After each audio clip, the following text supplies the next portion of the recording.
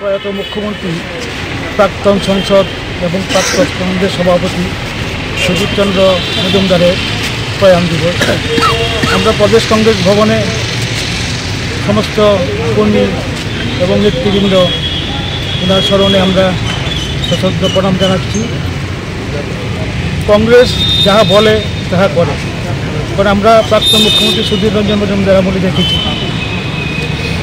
বয়সোত্তীর্ণ যারা বেকার তাদের চাকরি দেওয়া, সরকারি কর্মচারীদের দিয়ে দেওয়া এবং সর্বকালে যে প্রকৃত মুখ্যমন্ত্রী ওনার আমলে যেই চাকরি হয়েছে এটা সর্বকালের সেরা। এই রেকর্ড এখন কেউ ভাঙতে পারে।